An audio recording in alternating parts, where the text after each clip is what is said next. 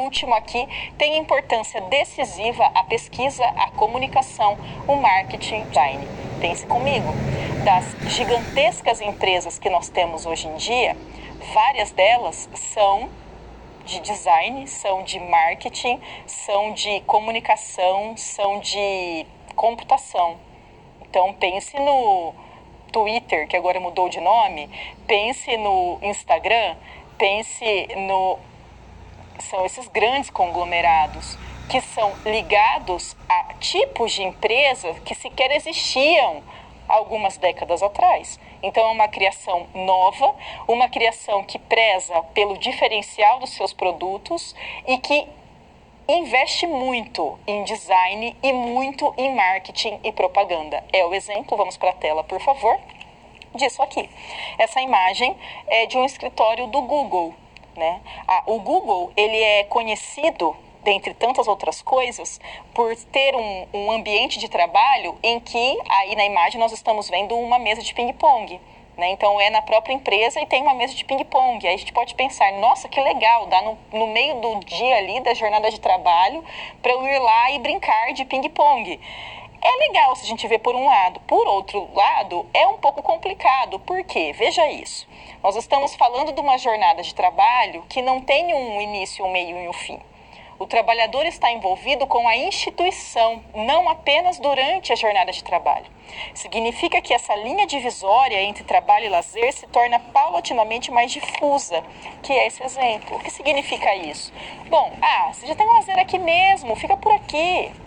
Olha como é legal trabalhar nessa empresa. Então você cria uma ligação entre funcionário e empresa que extrapola o sentido do trabalho a ser executado por esse funcionário que foi contratado para tal função e que vai se ligar a passar mais tempo ali do que seria aquele tempo que ele iria trabalhar. Ou uma jornada de trabalho que chega a 60 horas semanais, 70 horas semanais, algo que seria inconcebível, algo pelo qual pessoas lutaram muito nas primeiras organizações operárias desde lá no século XVIII e que agora se torna mais comum, mas só que com uma outra capa, mascarada, justamente porque é um ambiente muito bonito, tem ali uma mesa de ping-pong, tem um puff muito legal, tem um ambiente com uma luz diferente que eu posso ficar. Então você vai criando essa flexibilidade mesmo entre a vida do funcionário e o trabalho. Não há mais uma divisão tão marcada entre vida e trabalho, há uma fusão mais próxima. Vamos para a tela, por favor. O que nós temos, então, é novas formas de colonialismo, por exemplo, propaganda mobilizada para garantir a legitimidade simbólica da matriz econômica. Então, isso principalmente diante do enfraquecimento das identidades nacionais. As disputas que passam por outras instâncias, não somente a instância econômica, mas também instâncias culturais e instâncias comerciais, e não são mais restritas a disputas territoriais. Dizer isso não significa dizer que não existem disputas territoriais, elas existem, só que elas são de outro tipo. Se nós pensarmos em outros momentos na história, países disputavam entre si pelo domínio de territórios. É só pensar em colonialismo e neocolonialismo ou imperialismo. Agora não, as disputas ocorrem, até envolvem questões territoriais, mas as disputas são de outro tipo. Vamos para a tela, por favor. Grandes eventos comunicativos globais, então, por exemplo, o ataque às Torres Gêmeas, que foi, de fato, transmitido ao vivo para o mundo todo, né, num contexto em que isso não era tão comum quanto é hoje em dia. E dinâmicas de guerra global, implantação da retórica do medo e da ameaça civis, que vem principalmente depois desse evento, que é daí o que nós falamos, guerra ao terror. Então, para guerrear contra esse terror, se cria um terror. Então, você cria um inimigo a ser combatido. E, para justificar esse combate, uma série de atrocidades são cometidas. Mas eles são justificáveis, porque tem um motivo. Veja o quanto isso é muito complexo. Dizer isso não significa dizer que o ataque às Torres Gêmeas foi correto. Nunca dá para se dizer isso.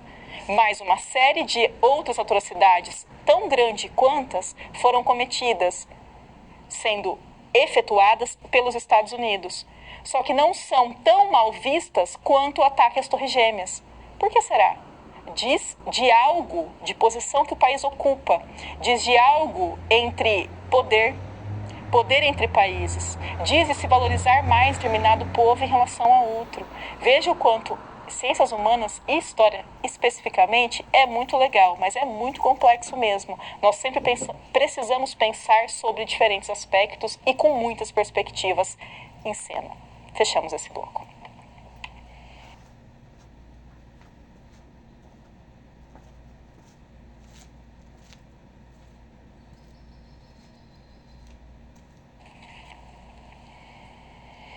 Historiografia, como você já aprendeu, é a história da história, ou seja, os diferentes modos que a ciência histórica foi pensada, produzida, construída no decorrer do tempo. Sobre o neoliberalismo, tem um grande autor que é referenciado, que é esse aqui. Vamos para a tela, por favor. É o Fukuyama. O livro dele, publicado no ano de 1992, se intitula O Fim da História e o Último Homem.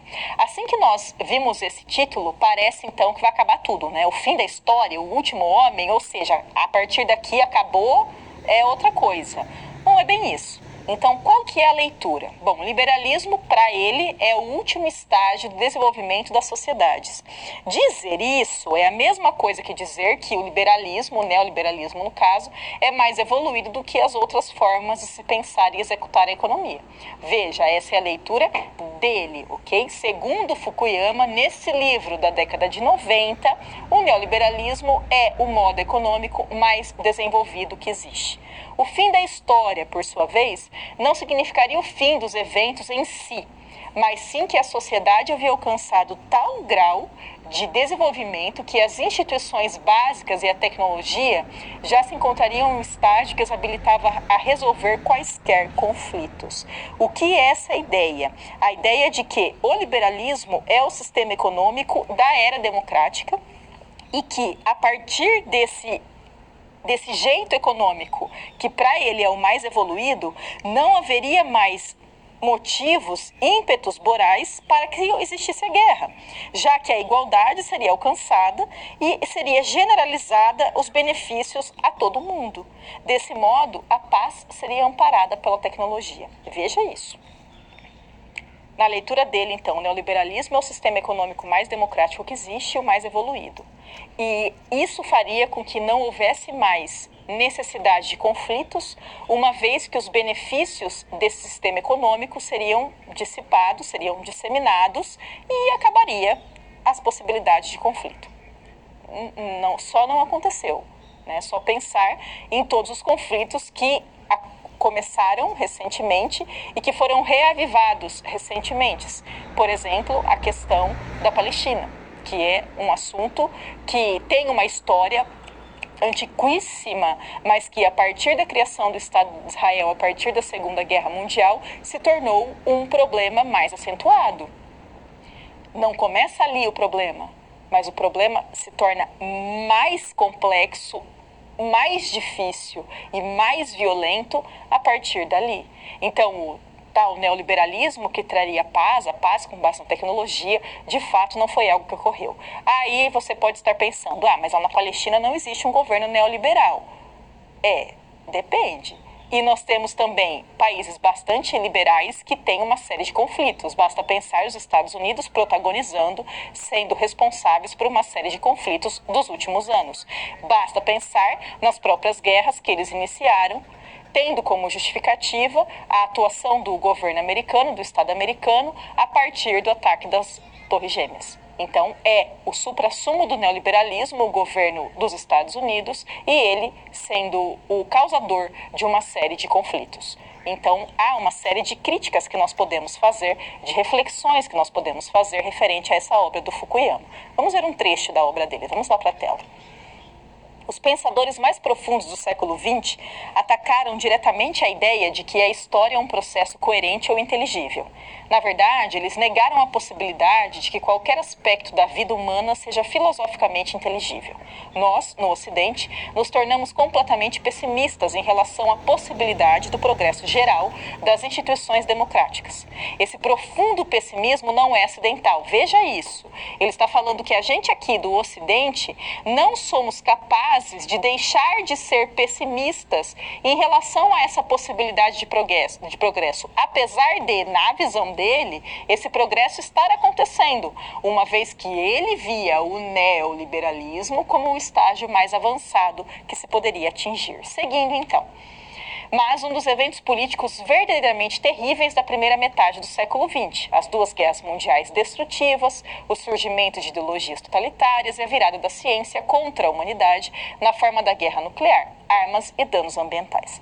As experiências de vida das vítimas da violência política deste século passado, ou seja, do século XX, passagem do século XIX para o XX, dos sobreviventes do hitlerismo e do stalinismo, as vítimas de Pol Pot, negariam que houvesse algo como progresso histórico. Ou seja, ele está elencando os motivos que fariam com que a gente, aqui do hemisfério ocidental, não acreditássemos na ideia do progresso. E ele está dizendo o quê? Sobre o hitlerismo, sobre o stalinismo, sobre a guerra nuclear, sobre as duas guerras mundiais e assim por diante. Apesar disso, vamos lá, de fato, estamos tão acostumados a esperar que o futuro contenha más notícias sobre a saúde e a segurança de práticas políticas decentes, liberais e democráticas, que temos problemas em reconhecer boas notícias quando elas chegam. Vejam isso. É uma leitura absurdamente neoliberal. Tudo que ele disse é para ser questionado? Não, tem coisas legais que ele pontua. Mas essa visão de que o neoliberalismo traria paz e a paz com base na tecnologia, de fato não aconteceu. Vamos lá para a tela, por favor. E aqui nós temos novas reflexões no campo da história, que é, por exemplo, o trabalho com memória coletiva. Então, indico muito a leitura do texto Memória, Esquecimento e Silêncio, do Pollack, um texto curtinho, maravilhoso. Eu já li várias vezes. Cada vez que eu leio, eu dou mais destaque a determinadas partes. A questão do trauma, por quê? Nós estamos falando de um século XX, com duas guerras mundiais, com arma nuclear, com neocolonialismo, com independência de países africanos e tudo mais, que são marcados por traumas, por questões indizíveis, por coisas que nós temos dificuldade de transformar em linguagem, inclusive, de tão complexas, complicadas e sérias que elas são. E isso agora faz parte das reflexões dentro da ciência histórica também. Apesar disso, então, apesar desse avanço aqui, desse ganho, nós temos pessoas que ainda são negacionistas, com visões que não são corroboradas por historiadores profissionais, de modo geral, apesar de ter alguns que são bem picaretas, por sinal, que são negacionistas, e essa circulação em meios como a internet, que facilita ali a propagação de ideias negacionistas, que a gente vai ver melhor daqui a pouquinho. Fechamos esse bloco.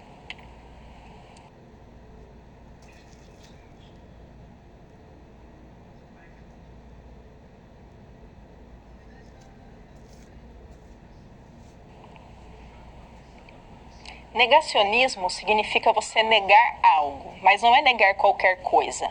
É você negar algo que tem bastante relevância para a vida. Não só da gente, como para a vida das pessoas como um todo, para a nossa própria existência, porque a nossa existência se liga também a uma série de outros elementos que não humanos, né? Por exemplo, há pessoas que negam a existência do Holocausto.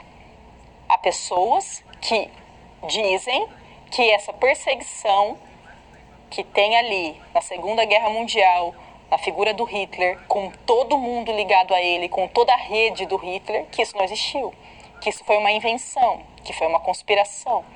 Isso é disseminado em meios não acadêmicos, em meios não oficiais, mas existem pessoas em meios acadêmicos e em meios oficiais que compactuam dessa visão.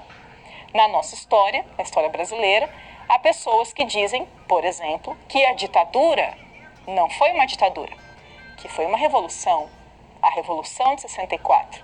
E é muito importante, já falei isso 1000 vezes no decorrer das nossas aulas, que nós, enquanto professores, e principalmente professores de história, tenhamos uma atenção necessária e imensa nas palavras que nós usamos. Não é Revolução de 64. Revolução acontece quando se tem uma mudança, tipo Revolução Industrial, Revolução Francesa. Isso é revolução.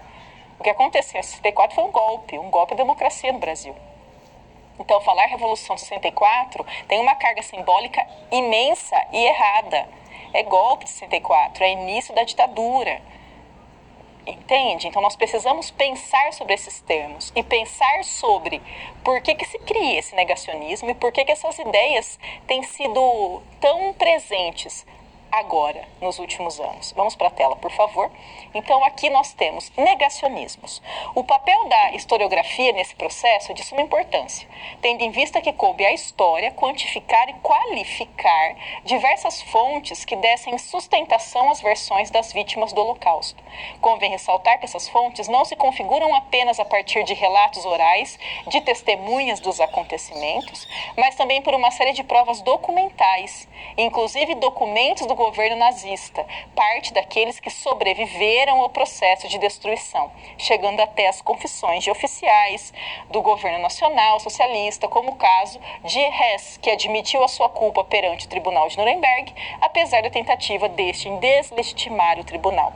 Indico aqui um filme chamado Uma Cidade Sem Passado, que vai tratar de não negacionismo, mas de uma reelaboração de uma história oficial dessa cidade, que é uma história mentirosa, mas que perdurou por bastante tempo. É um filme alemão da década de 90, salvo engano é do ano de 1990 mesmo, Uma Cidade Sem Passado. Vamos para a tela novamente, por favor.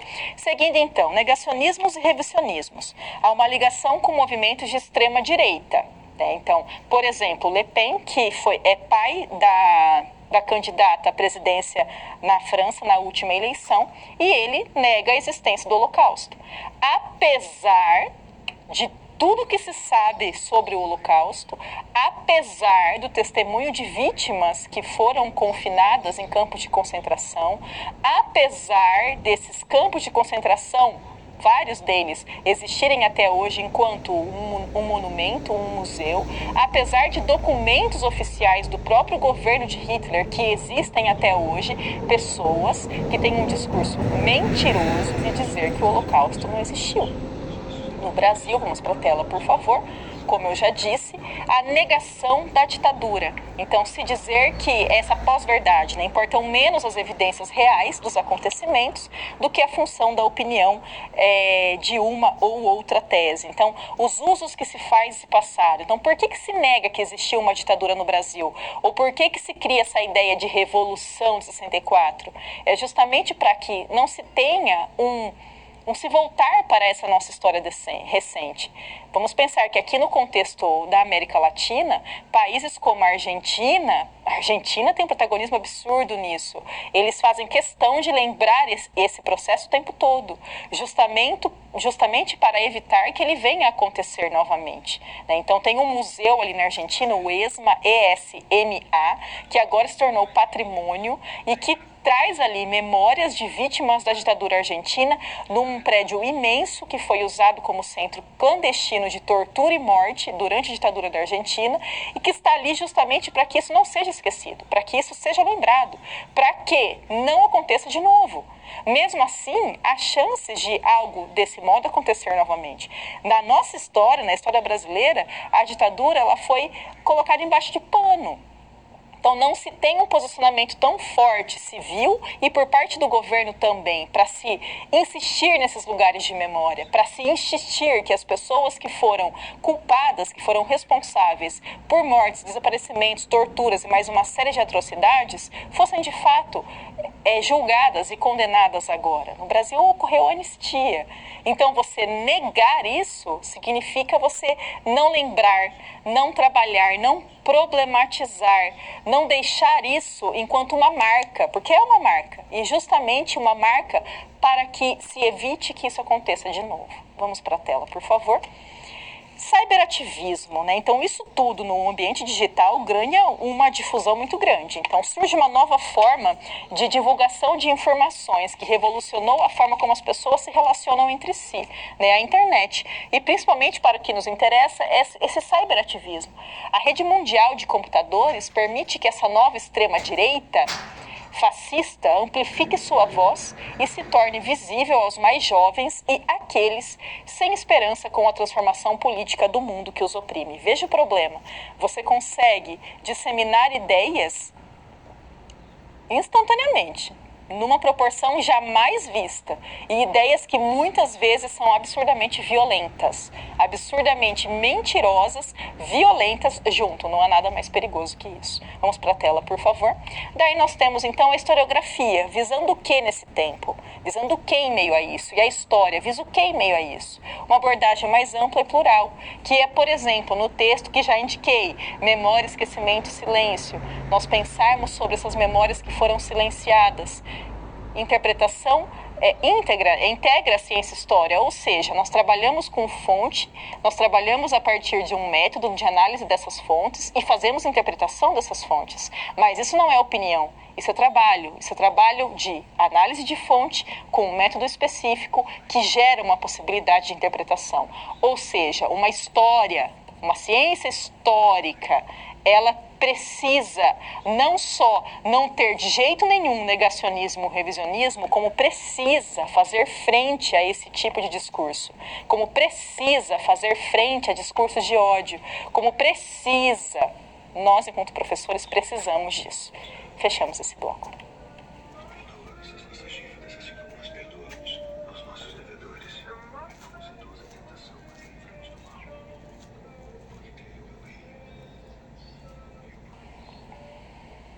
Mundo Digital é o título dessa SP. Vamos lá para a tela, então? Então, começamos aqui. Você é professora dessa escola que tem esse aluno de Cuba.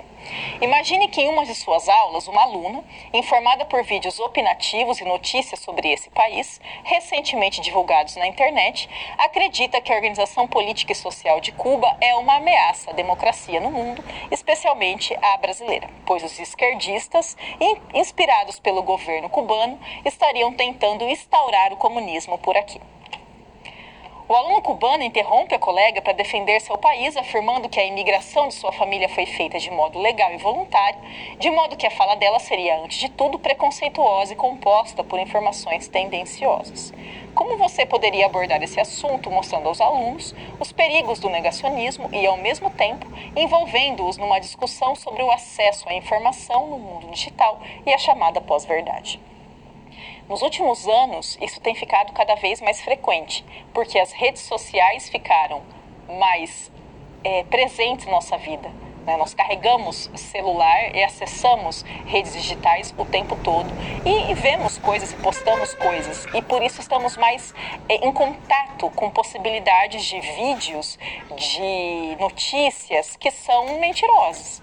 Então, por exemplo, nessa nossa SP, é um vídeo que é opinativo, mas lembrando da nossa aula, opinião é uma coisa, discurso de ódio é outra, e se cria essa ameaça comunista. Isso marcou a nossa história recente aqui no Brasil. Então, pense, você criar um discurso como esse é completamente descabido de sentido. Por quê? Bom, nós já vimos na disciplina, inclusive, que essa Guerra Fria, que marcou ali o pós-Segunda Guerra Mundial, acabou nos anos 90. Essa disputa entre capitalismo e comunismo acabou.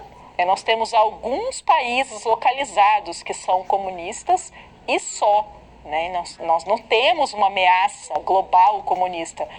Não existe isso. Então, é até difícil de justificar algo assim, porque isso não existe.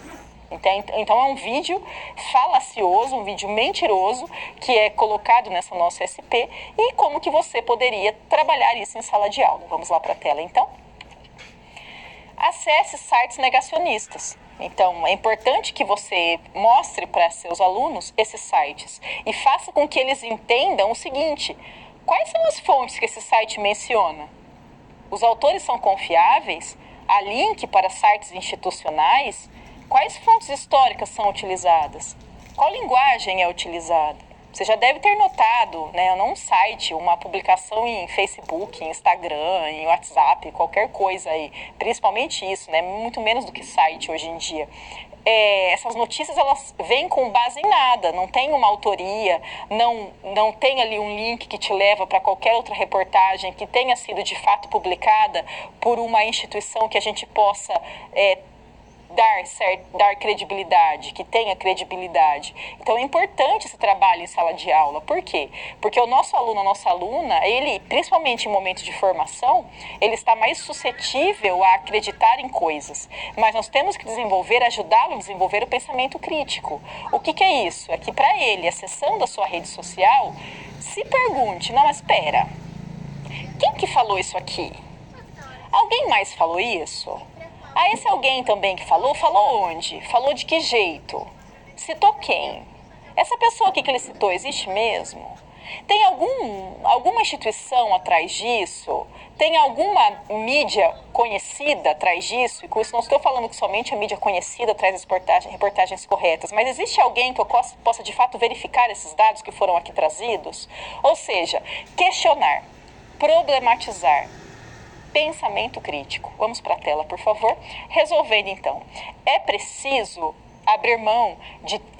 não abrir mão de todos os critérios de veracidade, diferenciando artigos de opinião. Com isso, o debate sobre fake news e pós-verdade, que os alunos certamente conhecem, podem sair do plano da opinião e radicar-se, efetivamente, na construção da autonomia de pesquisa dos alunos. Com isso, mais do que mostrar para o aluno, é ensiná-lo a fazer esse tipo de pergunta. Né? Não, mas espera, onde que você viu isso? Ah, legal, quem mais viu? Viu onde? Quem que escreveu? De que modo isso foi escrito? Quais dados foram trazidos? Mais outro lugar publicou isso? Que lugar? Como que publicou? Então, fazer disso uma prática. Não só deles, como nossa também. Fechamos esse bloco.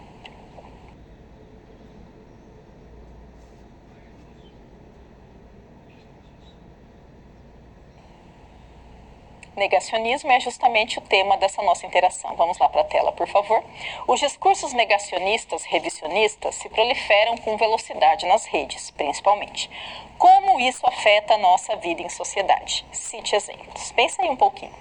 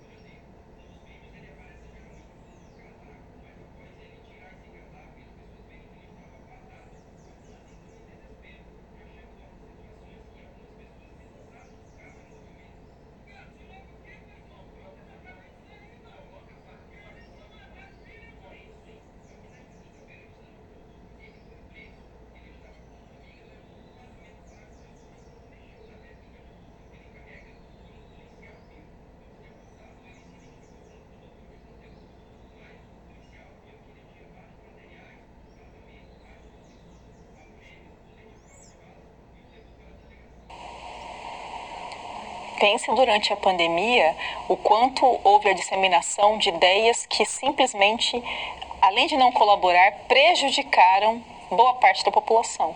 Então, se você tomar determinado medicamento, você vai estar imune ou você vai ao vírus, sendo que isso não é verdade. Então, isso afetou diretamente a saúde da população, aumentando ainda mais o número de pessoas adoecidas, o número de mortes, que já era muito grande. Então, esse caso é um tipo de notícia mentirosa que gera uma consequência óbvia e direta. Mas não é só esse tipo de notícia mentirosa que gera consequências. Há outras mais sutis, né? Há outras que estão mais nas entrelinhas. Então, nós, trabalhando em escola, trabalhando com criança, adolescente em formação, precisamos incentivá-los a sempre questionar coisas. Questionar, inclusive, o que a gente está dizendo. Nós não somos senhores do conhecimento, senhoras do conhecimento. Questionar a história, questionar essa construção da história, justamente visando que nós tenhamos pessoas mais críticas, que essa criticidade vai com certeza ser benéfica para a nossa vida em sociedade. Fechamos esse bloco.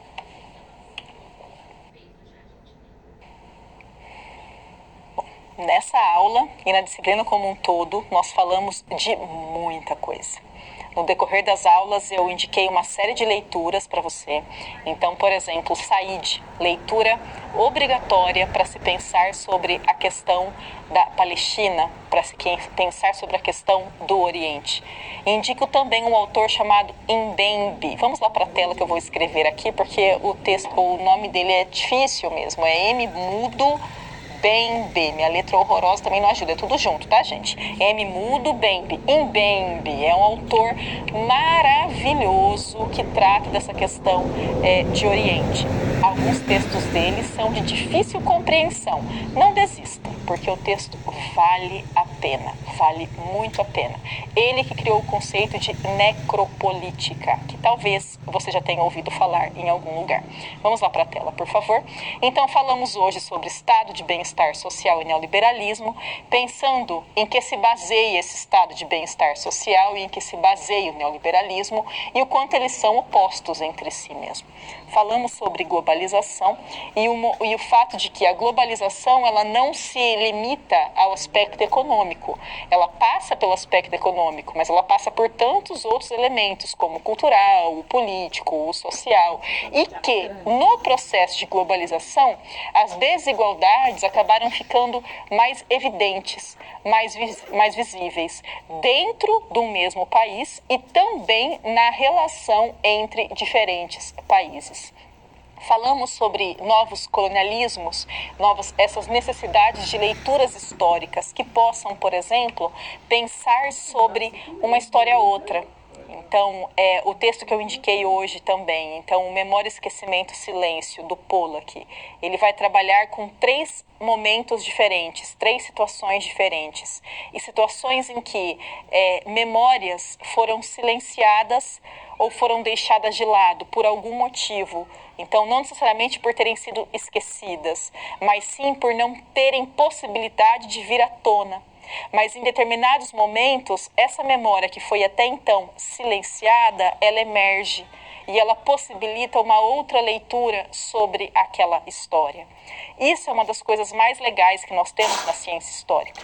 A possibilidade de pensar sobre qualquer assunto a partir de muitas perspectivas. E a necessidade, friso, a necessidade de nós rompermos com essa ideia de que há uma única história, de que há somente essa história dos vencedores, né? Essa forma como a ciência histórica foi criada lá no século XIX. Nós estamos bem longe do século XIX, nós precisamos acabar com essa ideia de século XIX e pensar sobre diferentes sujeitos históricos, sobre diferentes memórias, diferentes culturas e possibilidade de uma vida melhor entre nós, entre essas diversas culturas que convivem no mesmo espaço e também na nossa existência para além da questão propriamente humana, uma vez que a nossa existência aqui nesse planeta é ligada diretamente a uma série de outros elementos que não são humanos, que são aspectos ligados à vida, mas vida não humana, que é, por exemplo, a natureza, que é a questão ambiental. Então, todas as questões atuais dentro das ciências humanas que têm se chamado de antropoceno. Talvez você também já tenha visto esse termo. A história contemporânea ela é muito legal. Esses assuntos atuais são absurdamente complexos, interessantes e difíceis. Concordo com você. Por isso, por favor, leia esses textos que eu fui indicando no decorrer das aulas. Veja os filmes que eu indiquei também, que são muito interessantes e vai te ajudar, com certeza, a pensar mais sobre esse momento da história. Espero que você tenha gostado da nossa disciplina e a gente se vê numa próxima. Tchau, tchau. Irmão, e aí, acabou pra casa ali no meio do caminho.